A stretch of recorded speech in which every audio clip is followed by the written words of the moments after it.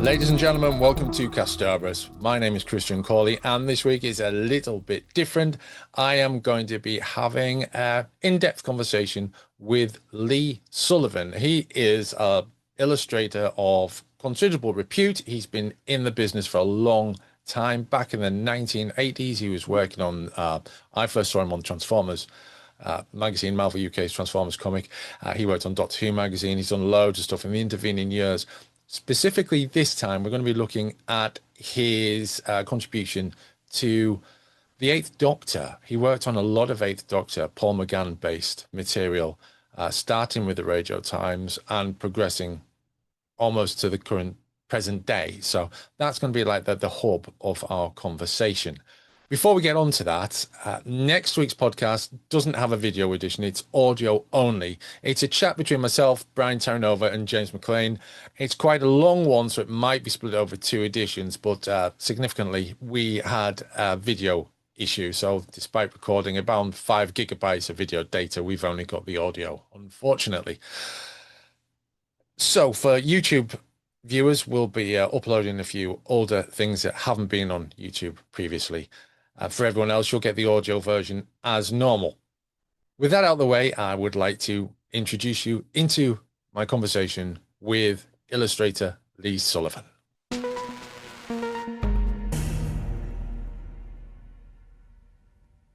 going to maybe come at this at a slightly different angle for you in terms of Doctor Who, because the first time I encountered your work, I believe, was in the Transformers comic. Well, that's the first comic strip work I did. So. Oh, right. Okay. So how did that transpire? How did you get into Transformers? How did Transformers transpire?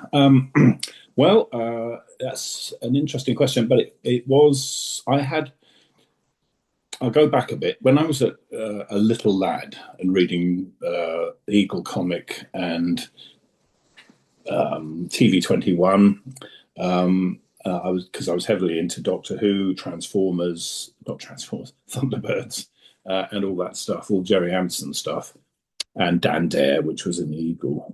And I was really into comic strips. And I always thought, well, I could do those maybe when I grow up because I can draw. So maybe that will be what I do. It had always been my intention that I should be a comic strip artist. My mum and dad had told me, my mum had told me that there was such a thing as a commercial artist.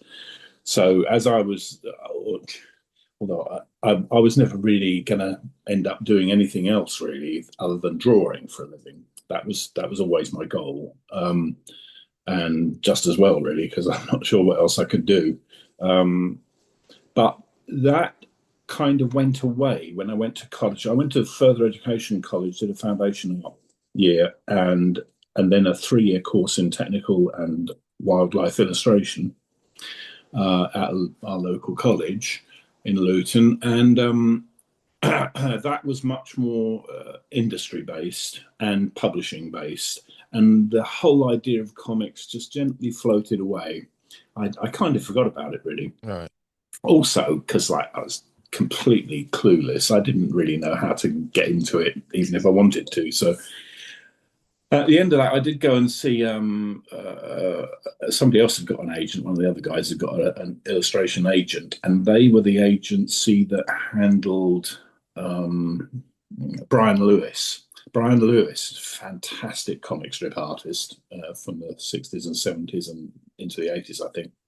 Did some of the Hammer comics and did the first Supercar annual, which was a Gerry Anderson thing. And that was really, I think, probably the first comic strip I ever saw. So they were handling him and they rejected me outright because I did some samples. What happened was Doctor Who magazine came out whilst I was working subsequently as an illustrator at British Aerospace, drawing missiles and all that kind of stuff. And I looked at Doctor Who Weekly, and I just said, "This bastard's got my job." I said, "Dave, who is this Dave Gibbons?" That's my job. I wasn't a comic strip artist at the time, but I did do some comic strip samples. Took them into this agent. They flatly rejected them. They showed no interest at all, and I just kind of forgot about it. I also bumped into David Lloyd, who's Doctor Who alumni too, did backup strips in Doctor Who Weekly. And and subsequently V for Vendetta, of course, which is like Yeah. of note. And I met him at Doctor Who convention as just an ordinary, regular convention goer. That was me, that is. And I said, so I'd done these samples, and I said, so what's the page rate, of this stuff? And he told me it was probably something like £30 a page at the time. And I thought, well, as I'd taken 2 weeks to do each of these pages,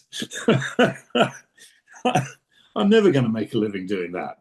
Oh. And I've kind of been proving that ever since. So I kind of dropped the idea, and then after a while, I bumped into a guy called John Higgins, who was the colorist on Watchmen, is a 2000 AD artist, and has done all kinds of stuff. Very good color artist, and he wanted someone to help him with some lettering, and I'd done these samples, and I said, well, you can see my lettering samples, which were dreadful, I now realize.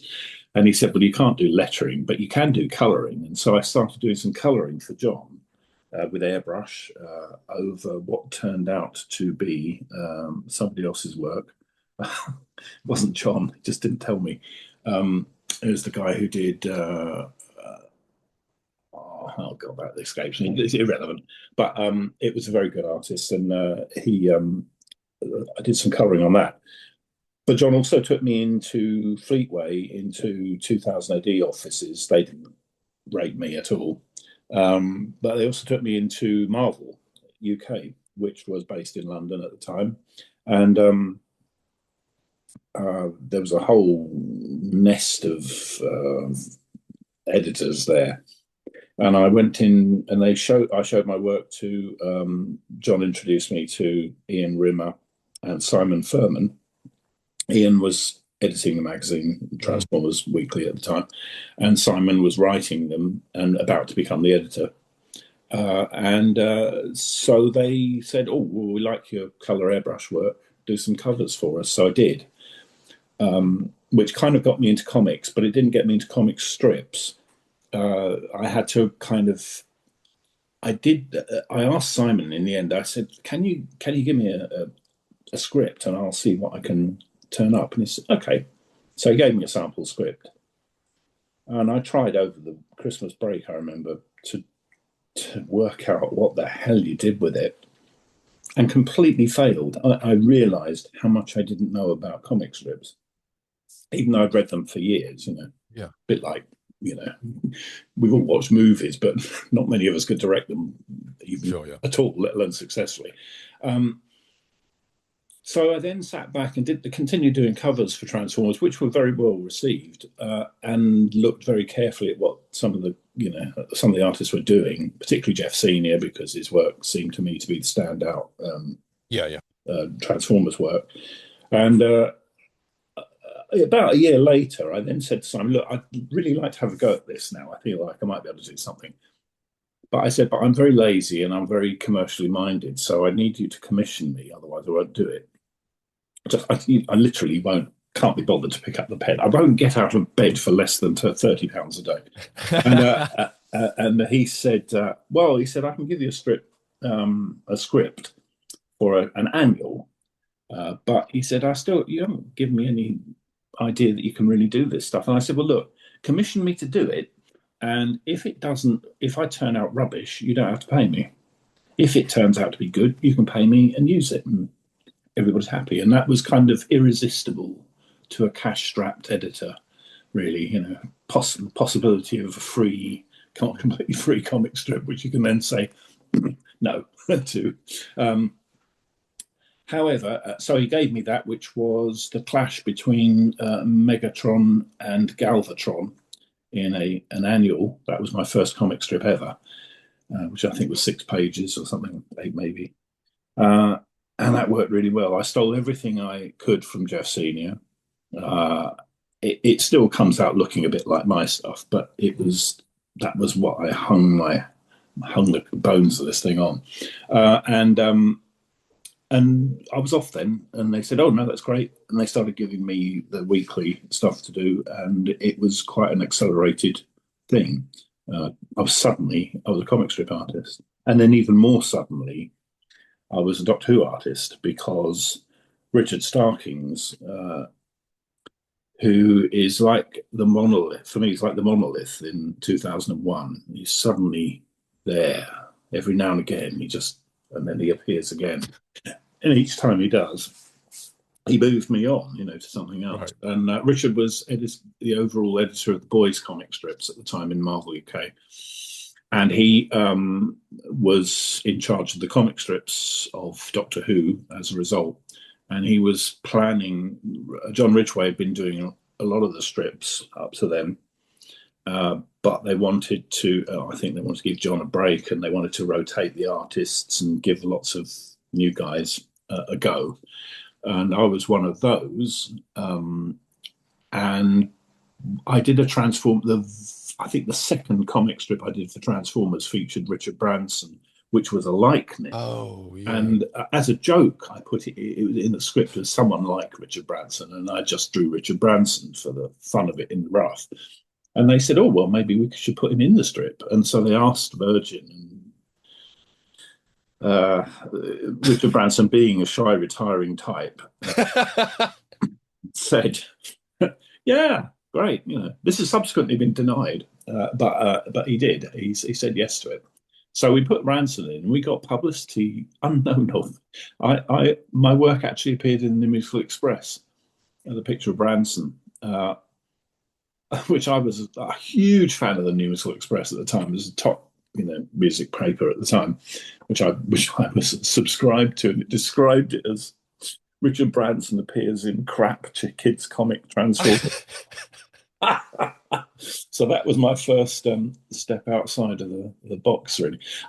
But because of the likeness, Richard moved me from the strip he was originally going to give me, which was set on an island, Seventh Doctor thing, and it was the 25th anniversary of Doctor Who, by the way. Right. So it's 1988 about this time. Yeah. So he moved me on to the anniversary strip, which was 7 Doctors plus various dead companions. They weren't the Doctors, but they looked like the Doctors. And so I did that strip. And that was the first comic strip I did with humanoids properly in it, And then the Transformers thing was like a brief cameo of humans. Drawing humans and drawing robots are quite different. Quite different. But it was kind of baptism of fire. But I was suddenly, after this is 10 years, so it's 10 years after the Doctor Who Weekly appeared, suddenly, overnight, I became a Doctor Who artist, and I became quite a prominent one because of the strip, because it was the 25th anniversary, not what I did, but it was a popular strip, and everybody thought it was a great romp. And I did the 7 noses of Doctor Who kind of lined up, and so I suddenly arrived with almost no effort. I mean, all that, wow. Exactly where I wanted to be. Yeah. Just going back to you talking about you working at British Aerospace. Yeah, that's right. And you mentioned, like I said, technical drawing and wildlife drawing, and I'm just thinking back to these have the sort of like the cutaways in Eagle. Did that influence you into British Aerospace? Hugely, hugely.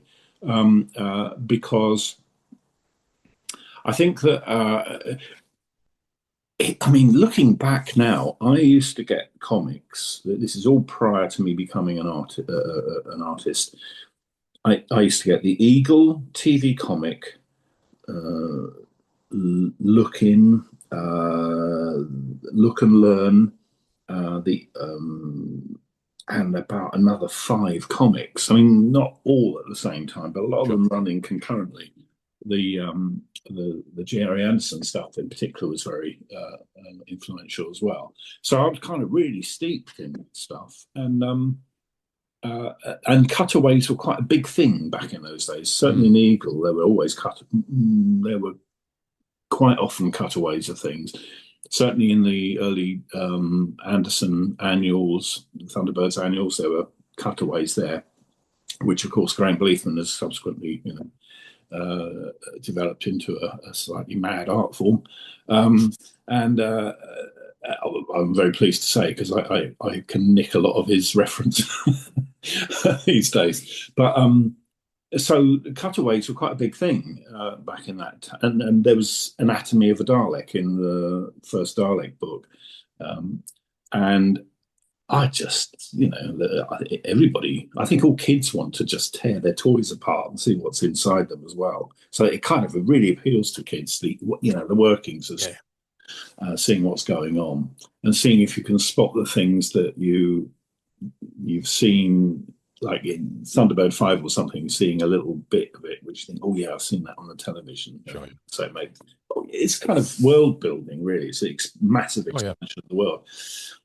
So so the first thing the second strip I did, which was Doctor Who strip, was Nemesis of the Daleks, and when that was turned into a graphic novel, assembled into a collected thing, I did some cutaways for that. The Dalek Death Wheel, which still I can't really believe I did it. It was utterly ludicrous cutaway to do because it's like a massive thing. Yeah, I'll just do a cutaway of that. But I did it because I had to. When I'm a sort of technical drawing kind of guy, I suppose. And when I was designing the strip, I was very careful that, well, for my own purposes, I had to know how you got from point A to point B in this Dalek Death Wheel. So there's the bridge, the Emperor's Bridge, then there's another section, then there's a power section, then there's a section where the ships go into it, and all that kind of stuff, and where's all gas canisters stored. And so I had to kind of do that. And I'd already done a sort of very, very rough version of it. And they said, why don't you work that up? So I did. And then I think I did some more. I can't remember exactly what they were. It ended up doing an Anatomy of the Dalek for one of the annuals yearbooks. So it kind of all came round in a nice, very pleasing circle. I like things bookending like that. But yeah, cutaways were a big deal. And of course, my tech training meant that I could do them without screwing them up. Yeah. So you've been working on Doctor Who magazine and Transformers through late 80s, but early mid 90s, and then the TV movie comes along. Oh yeah, Doctor Who world, yeah.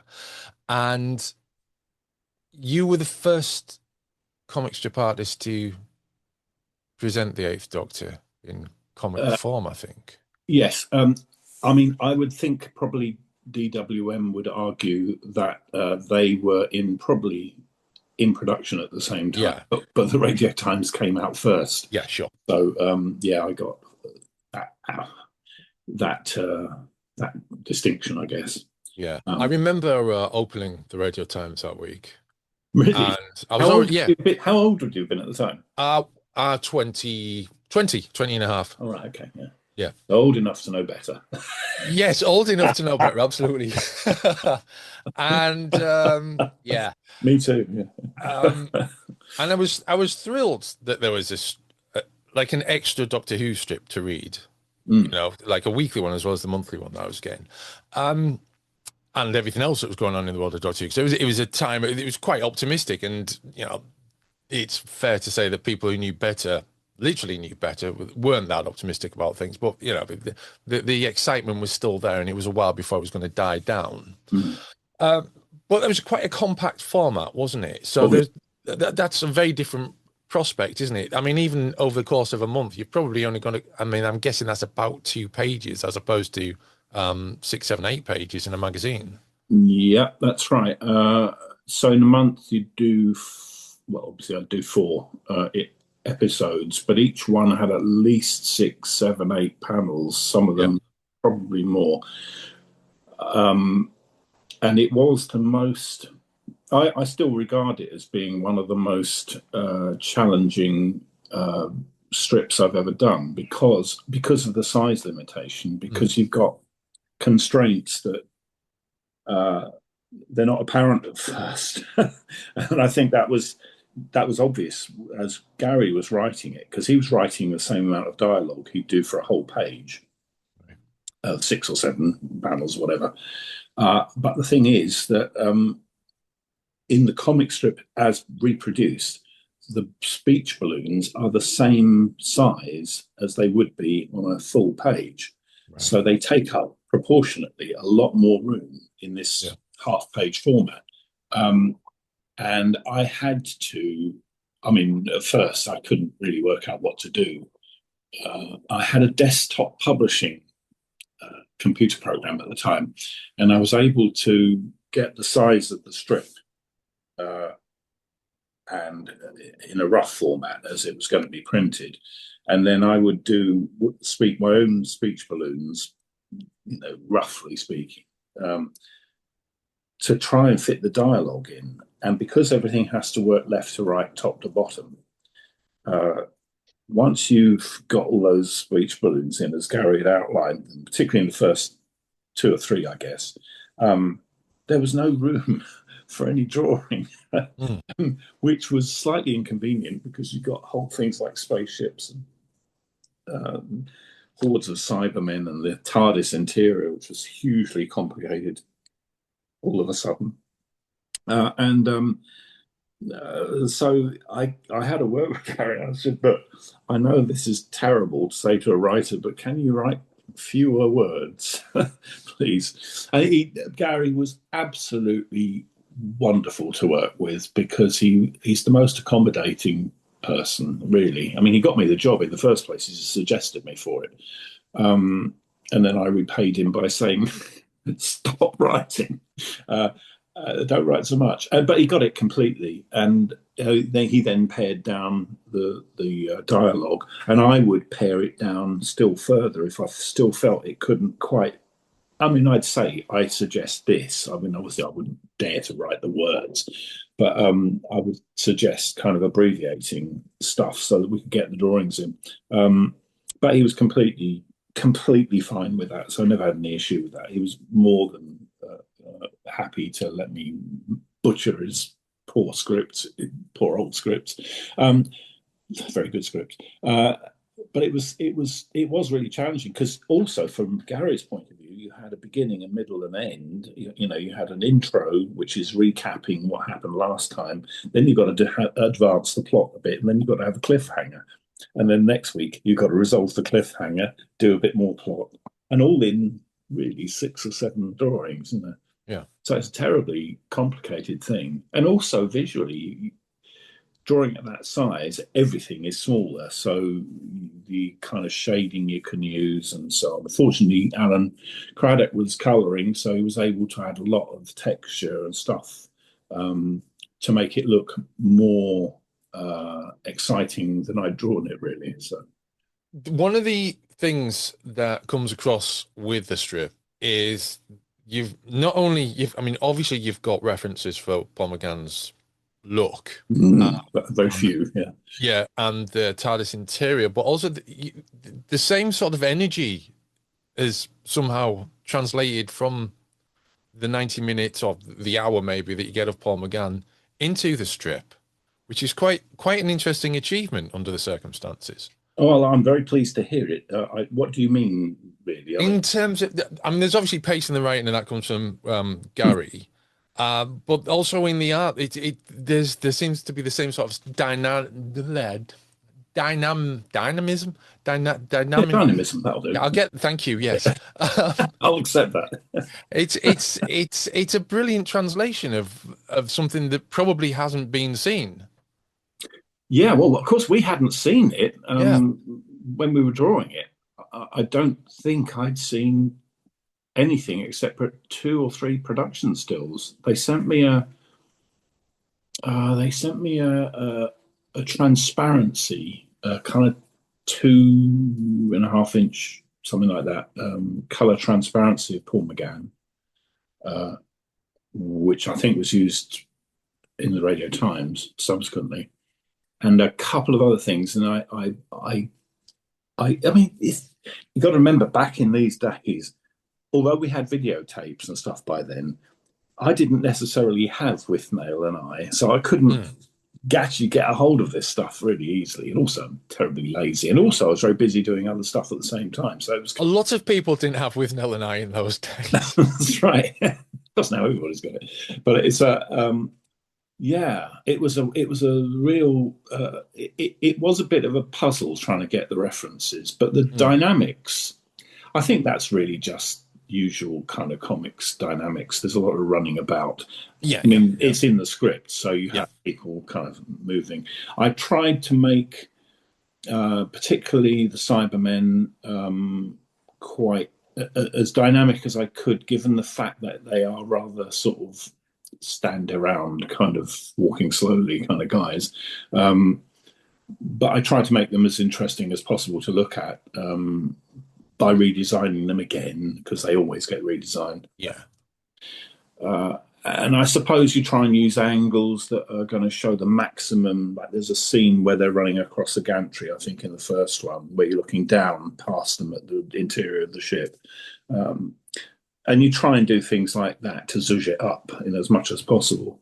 Um, but really, that's sort of part and parcel of doing a comic strip. Really. But it's nice that you associate it with the movie, because I watched the movie for the first time in probably 20 years, I should think, just recently for the from the Blu-ray. Slightly surprised the fact that I was one of the extras. I wasn't expecting at all, because that was something we did years ago for Yeah, yeah. the strip thing. Um, but I thought actually I really enjoyed the movie much more than I did at the time, which is really interesting. I don't know why that is. I thought, oh God, they've got him kissing someone. Of course, now it looks just, Tame. but you don't even notice it. It's No, like, it's yeah. so tame now. But it was really controversial at the time. The two hearts being half human, all that stuff. I also think, see, also the thing is, by the time the TV movie aired, we, Gary, I, and the team knew that there was not going to be a series. It had already failed. And then the first night of performing in America, that was it. There was never going to be a series. Having seen some of the outlines for what might have been the series stories, I'm kind of glad that that didn't happen, really. But having said that, Paul McGann is fantastic as the Doctor. I think it's an amazing first. Mm. You know, the good guys always do it right, and he just nails it right from the first second he's on screen. And I really enjoyed it this time. Strange, isn't it? I suppose also because there are things like the TARDIS interior was so different, and we've had to get used to that multiple times since. So Yeah, yeah. it's. I still prefer the Hartnell one, but there you go. I am a child. I watched it when it first started, so Yeah, I think a lot of people have had the opportunity to watch it recently, and it's their opinions of it seem to have softened quite a mm, bit. I was quite critical of it. I enjoyed watching it. I mean, because it went out on that bank holiday Monday, yeah. and it was the best thing on TV all weekend, I thought. And when it eventually transpired that it wasn't going to be more than just that one, I still felt sad about it, even though Oh yeah, sure. there was bits of it that I didn't like the stuff that you just mentioned. I didn't really like that, and I also hit a period sort of around 2000 where I just hated it because of the whole, the going back in The time thing Millennium at the thing. end. This doesn't make any sense. Stop doing this. But it's a lot of fun. And as I say, I watched it recently as part of the podcast and with my two co-hosts, and we just had a great time watching it. And Mm. it's There's because much to be admired in it, I yeah, think, really. yeah, And actually, as well, I mean, uh, Eric Roberts, I really enjoyed his performance this time. yeah. I hated it at the time. I just thought, oh my God, he's so over the top. Why is he American?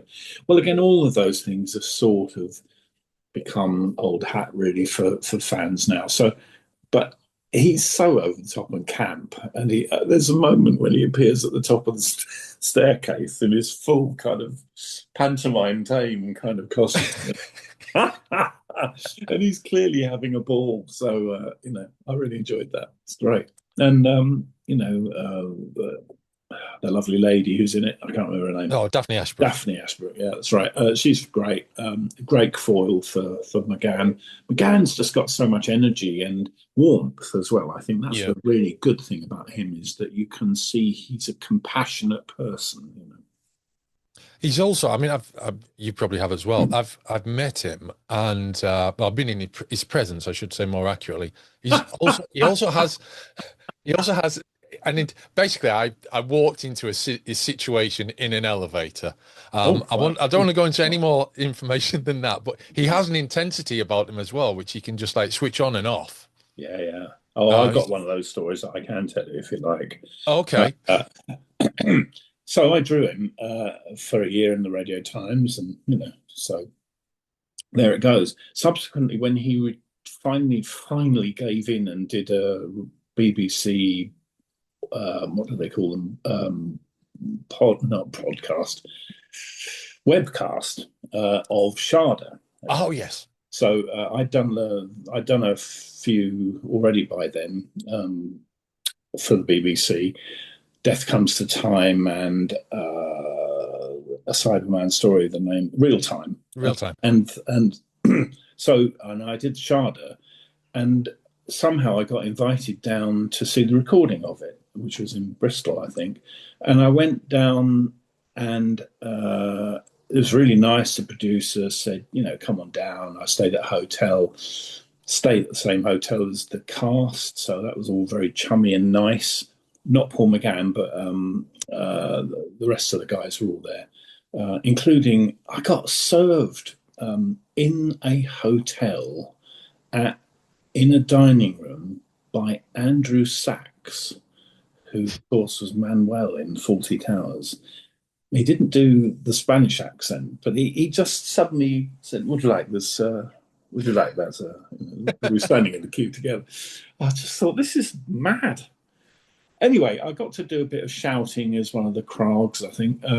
But anyway, right at the end of it, I was about to leave, and I'd been watching McGann doing his stuff and so on. And he was in the green room, and I came in, and we were just chit-chatting about stuff, and it was all very pleasant, really pleasant, okay? They were talking about someone else talking about football, and we were talking about this and that. And then I said, "Well, look, I've got to go now. I've got to return home to my, to my real life." And I'd just like to say thank you very much. I drew you in the Radio Times for a year, and he just turned into a very cold fish indeed. And he, how people who are shorter than you can still look down at you. He went, "All right, you did me in the Radio Times for a year, did you?" Fucking hell. And I kind of backed out of the room, probably genuflecting. And I'd never seen anyone do that before. Just switch into aggressive mode, really. Now, I've met him subsequently, and it's all been fine. But that was really, I don't know. I hear he may not have been terribly well, or he hadn't got enough sleep or whatever, all those kind of things. And also, I think I've got a theory, and it's just a theory because I have no idea if it's true. But I think that he was a bit miffed about the whole Doctor Who thing, because it was a thing that came along, was going to be a 5-year contract if it worked. Sure. It didn't work. He worked on it for 2 months. That's his kind of role, done. And then for the next X years, until that podcast came out, he's Doctor Who, which, although I know everyone warned him, and they warn all the actors about this, and Sylvester certainly warned him, it's with you forever. Yeah, I think he probably didn't appreciate it. And I think it may have been sort of Leonard Nimoy syndrome, where Nimoy wasn't happy with his face being used on posters without recompense. And, and I think there may have been some of that. Who knows? I certainly think it might have been justified if he felt that. But he was, returning for this podcast. So, he was Yeah. He was taking the shilling, but Well, in that was kind of shocking. yeah. If I mean, it sounds a similar situation to what I witnessed. So, yeah. What Um, did you witness? Tell me, tell me, tell me. it was basically a discussion over money, Oh, right. Oh, God. at a convention in Yeah. an elevator with a much taller man, and he Mm. did that exact thing. Did So, yes. Um, you? So yeah, it was a few years ago now. But it's interesting that you mentioned that the whole cutting off thing because you did 42 editions, I think, or 42 weeks in the Radio Yeah, Times of yeah. We got a few. We got one ahead, I think, and we'd planned out the second one, I think, of what would have been the continuation. But it was suddenly curtailed. We were yeah. when we were brought on, it was to do a minimum of a year, but it could have gone on forever. And it's a bit of a mystery why it didn't go on forever, really. I think it was just, but I've got a theory about that too. Um, uh, is that so it was suddenly decided someone else comes in. That's always what happens in TV. Right. Okay. Is The this new, in Radio Times? yeah, the Right. new people come in and they think, I'm not going to have any of this old rubbish that they're doing now. I'm going to show them how it should be done. And that plus the fact that obviously the movie hadn't gone anywhere. I mean, very successful in this country, it turns out, and very successful VHS sales and all that stuff, but wasn't gonna wasn't gonna happen as a series. I think they just gave up really, and I Right. don't know if the Sci-Fi page shut down around the same time. I think it might have done. Yeah, I think it did. Yeah. Yeah. So it was all kind of like, oh, you know, away with that. We're on to the next thing, which was a real big mistake because science fiction is was already starting to exponentially grow. Well, I mean, SFX magazine started when 94, 95, something like that, and Yeah, that had some of its biggest sales in like the late 90s, early 2000s. It's crazy. yeah, and the editor, my last editor on the strip, uh, whose name is Paul. Oh God, this is awful. This is starting to happen to me more and more. I'll come back to that, but no, Matt, no, Matt Booker. That's Okay. it, Matt Booker. God, that's not Matt Booker's fault. That's my fault. My brain is starting to empty of all knowledge except completely trivial things like you know old Dalek stories. But he tried to start up a science fiction magazine, and that's interesting actually because I'm going to contradict myself now. He put together a proposal for a BBC magazine, which All right. was the Sci-Files. That was one of its names, because things. Robot was the other. What I think it turned out as in the end, and that was to have a Red Dwarf strip, um, some other features, and a Doctor Who strip Hmm. featuring a new Doctor who's forgotten his past, and I did a double page spread in colour for that. It was they did dummy copies and they presented them to various focus groups of kids who roundly rejected it. They didn't really know who Doctor Who was, didn't get it. But it just failed, really. So, I suppose it must have looked to the BBC like there was no market in science fiction, Yeah. but that is the wrong. That's just testing the wrong people for it, I think. I mean, I don't know because I mean, 2000 AD was still doing fine at the time. Doctor Who magazine was doing fine at the time. Sure. Yeah. Yeah. It's a bit of a mystery why I think, but the trouble is when you start choosing focus groups to control what, the public don't know what they want until they find it. Well, around the same time, there was the Eagle reboot as well, wasn't there? Yeah, yeah, That was around at the same time, yeah. and that was with the new Dan Dare stories, and then reprints from stuff from the early 80s and Mhm. stuff. So Yeah. there was a market for it. Yeah, yeah, yeah. But it wasn't. I suppose the thing is that it really accelerated in the 2000s, particularly with the return of Doctor Who. I think then, but it had already been obvious that the X Files were doing well, and they featured in Sci-Fi page all the time. But the real big acceleration hadn't really happened then, I suppose. But yeah, so that was another thing that disappeared. Yeah, bit of a shame. Bit of a shame. Right, I'm going to try and wrap this up in some form. Yes. So we've talked about you worked on Death Comes to Time, Real Time, and Sharda, and that you worked on when you worked on that strip. There's a new companion. There's two new companions. You've got an Ice Warrior and Stacy. Stacy, that's right. Yeah, So there's so many so many Eighth Doctor companions. I know. Yeah, it is Stacy, isn't it? Yeah. I'm only tentatively sure that's who it was, but I think I can remember misspelling her name on the rough that I did. Yeah, Yeah. You can find those on my website, I think, somewhere. So. All right. Okay. So those characters. I mean, that's an interesting mix because first of all, we've got an Ice Warrior who, we kind of know is kind of a sort of a slightly regal race anyway. But obviously you didn't write it, but what was the deal with that? Why choose an Ice Warrior as a companion?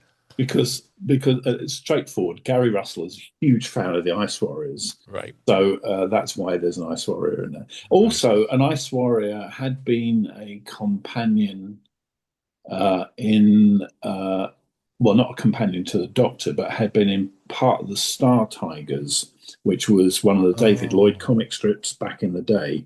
Yes. Absalom Dark was the leader of the group. Yep. There was an Ice Warrior in that. And so that's the precedent, I suppose. Yeah. But of course, I kept thinking, but they're a bit slow, and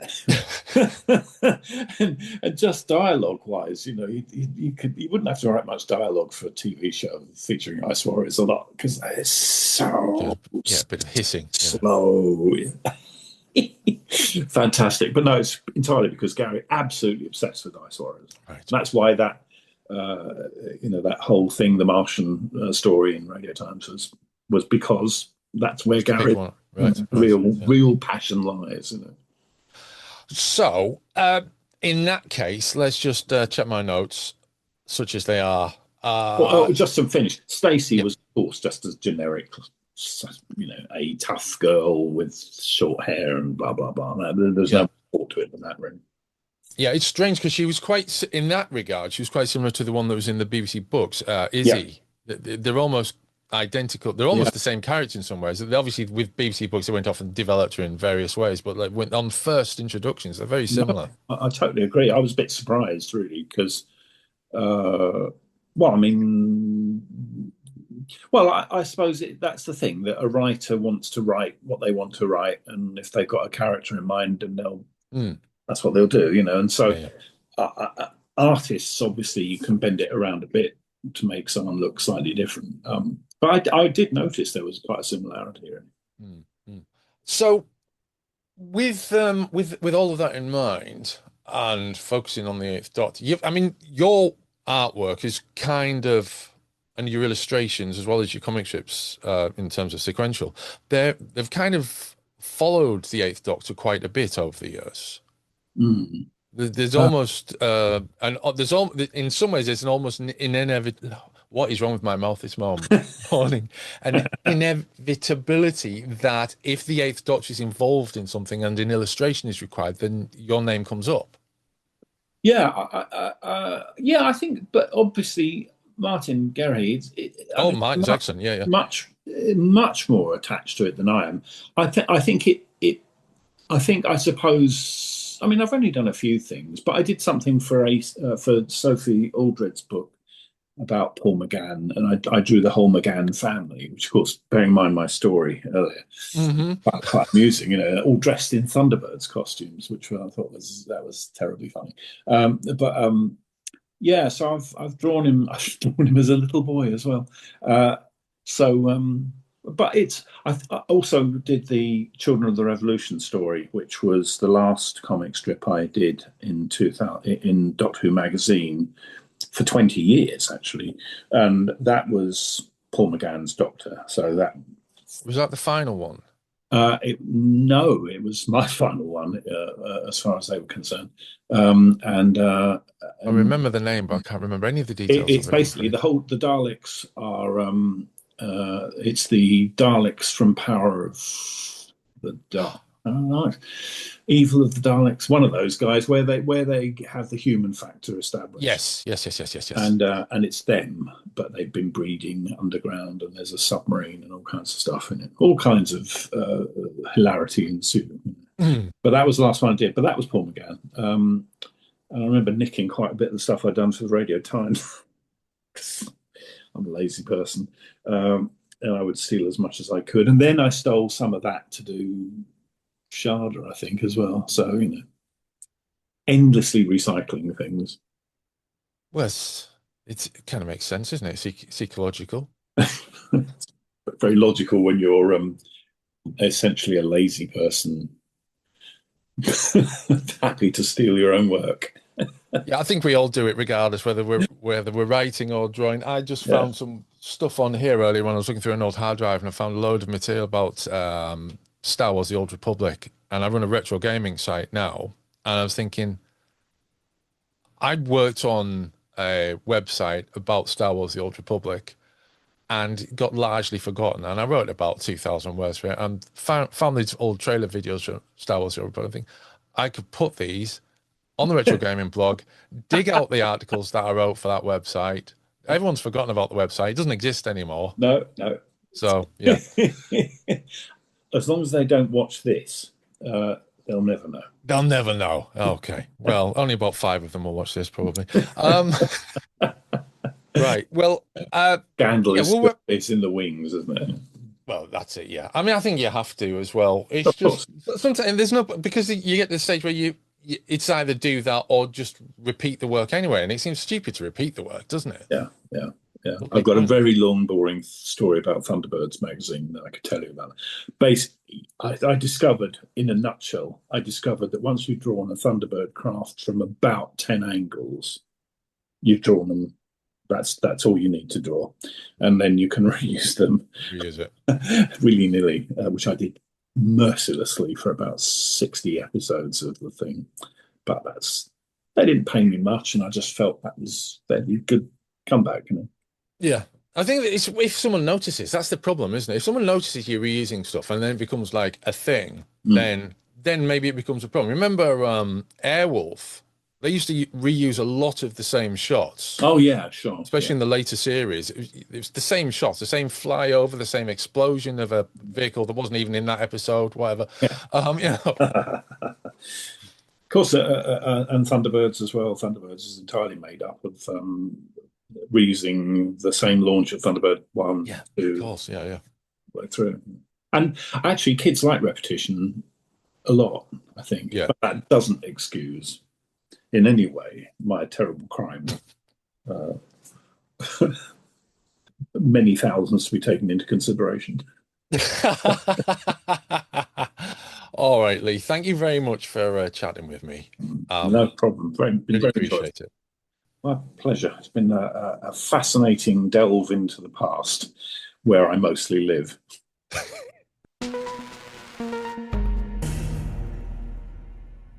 Now, before we wrap up, a quick reminder that Casterbury is much more than the podcast you're listening to or watching right now.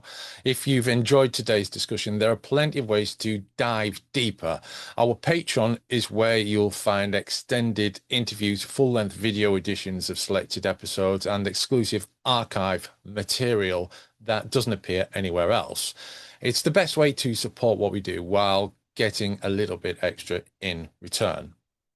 We're also on YouTube, where you'll find full podcast videos, highlights from classic episodes, interviews, shorts, and clips exploring Doctor Who and classic television. If you prefer watching rather than listening, or you'd like to share a favorite moment with someone else, then that is the place to go.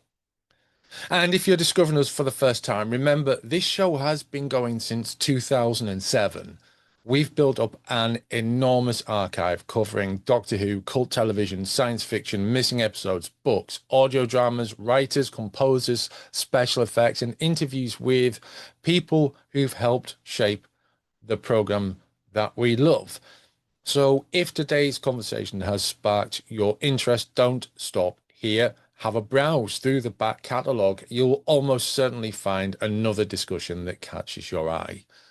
You can also subscribe to our newsletter on Substack, where we share new episodes, archive recommendations, behind the scenes updates, and the occasional extra thought that doesn't quite find its way into the podcast itself. It's the easiest way to keep up with everything that we're doing. However you choose to follow us, whether that's here on your podcast app, on YouTube, on Patreon, or via Substack, thank you. Every listen, every comment, every recommendation, and every subscription helps keep Kasterborous going after nearly 2 decades of conversations. And if you've enjoyed today's episode, the simplest thing you can do is leave us a rating or review in your podcast app and tell another Doctor Who fan about us. Word of mouth is still the best recommendation that there is.